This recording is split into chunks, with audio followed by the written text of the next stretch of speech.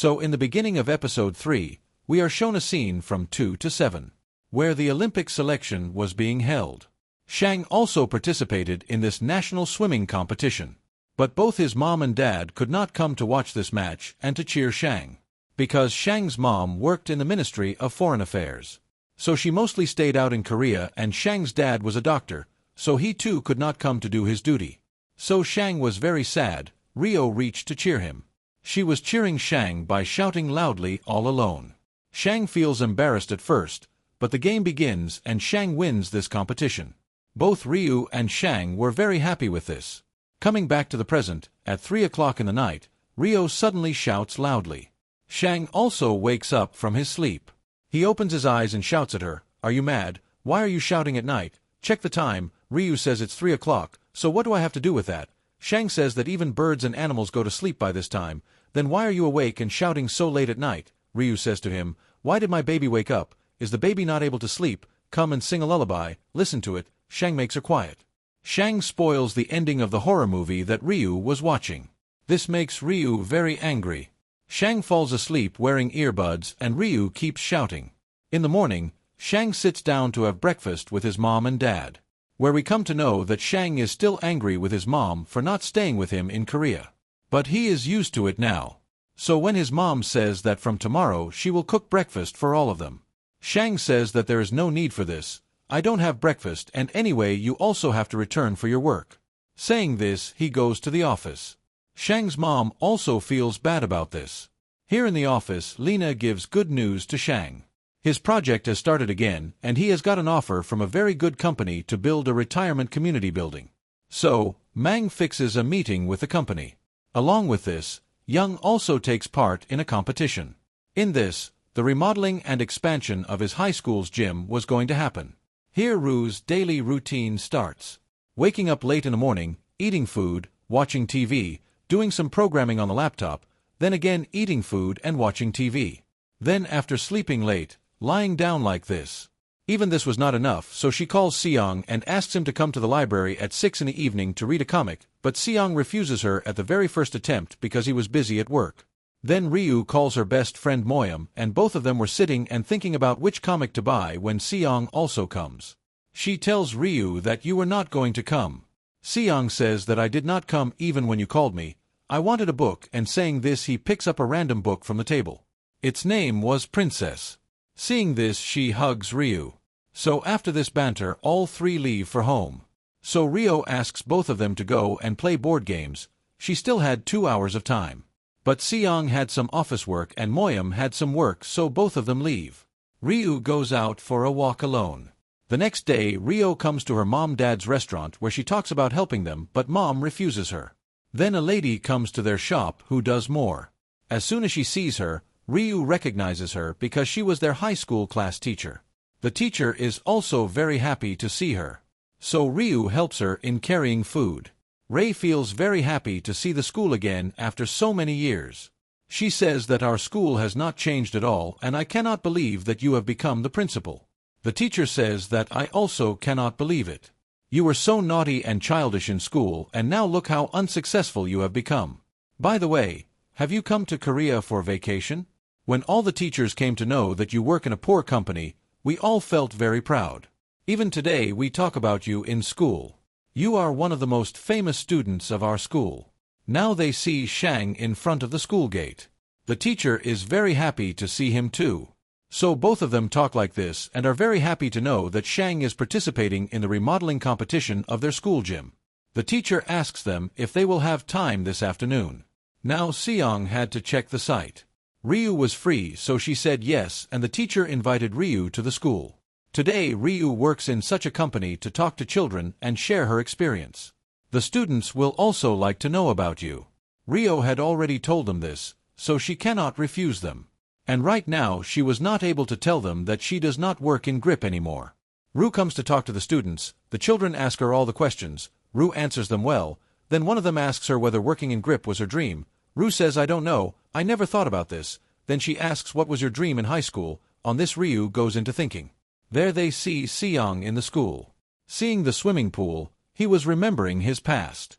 Because of this, he was looking very sad. After some time, When Ryu comes out, he meets Seong. He tries to talk to her, but Ryu was looking very upset. Seong was asking her to go somewhere with him. Ryu says that she does not want to go anywhere right now. She just wants peace. Saying this, she started ignoring him and leaving. Shang holds her neck and takes her with him. Both of them were searching for their time capsule by taking it out from behind the school. 10 years ago, they had written something in it to keep it safe after 10 years, but you also did not feel like searching for it at all. She was very embarrassed right now because she did not tell the truth to the teacher and also shameless students. After giving a lecture, he says, "What is there to be embarrassed about? You have worked in GRIP for more than 10 years. You must have told the students whatever you experienced while working there.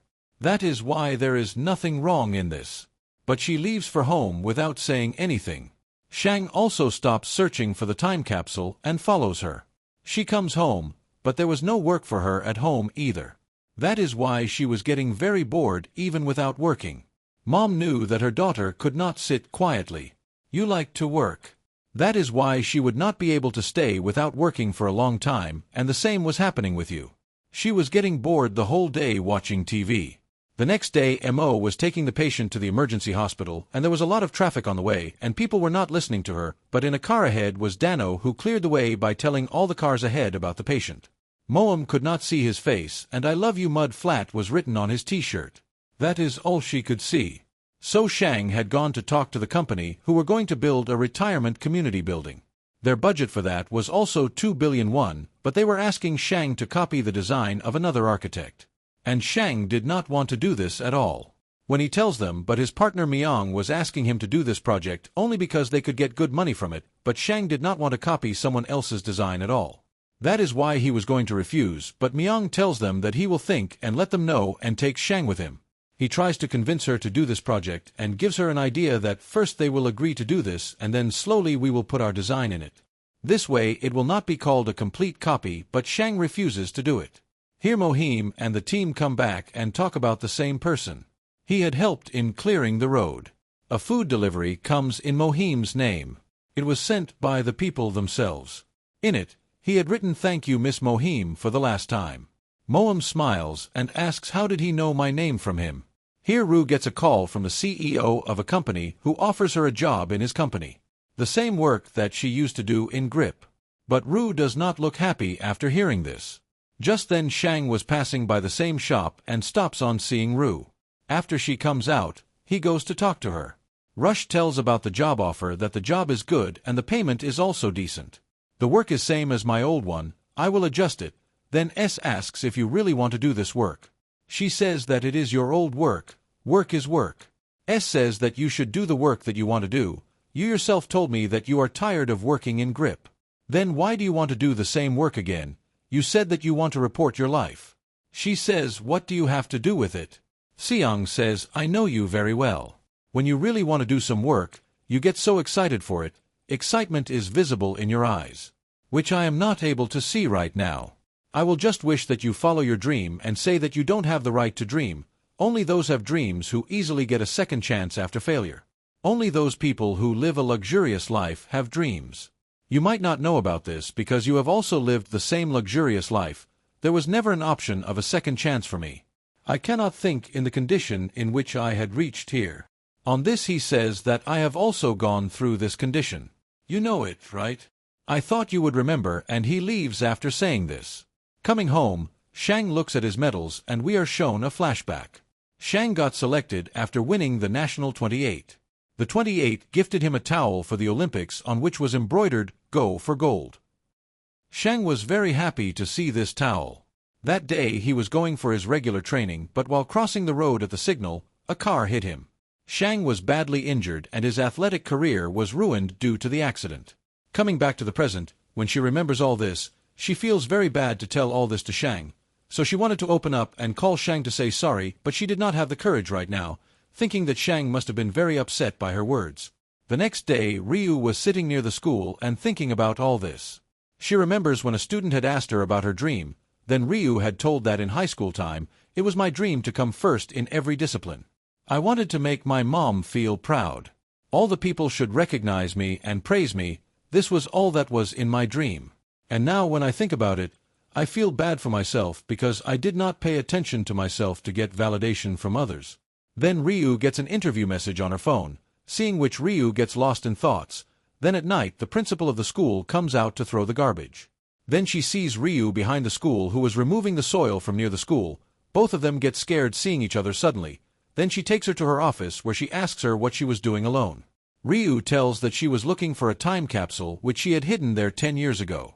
Then she apologizes to the teacher for lying to them. Then she tells them the truth about her job. The teacher supports her decision and asks her to follow her heart and decide. She tells her that maybe Seong is also here near the pool, so you can meet him. Then she comes to meet Shang near the bridge where Shang was reading her letter because he had taken out the time capsule. He was reading loudly. Ryu was feeling very embarrassed due to this, so she goes behind him. Shang jumps into the pool with the time capsule and asks Ryu to come inside the water and take the time capsule. Ryu says, I cannot swim. Then Shang says that maybe you do not know, but after swimming, today is the first time I came inside the pool and I'm feeling very good right now.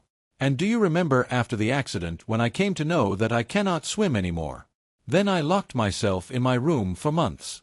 We will see in the upcoming episodes. If you like the video, then like the video. If you are visiting the channel for the first time, do subscribe and hit the bell icon.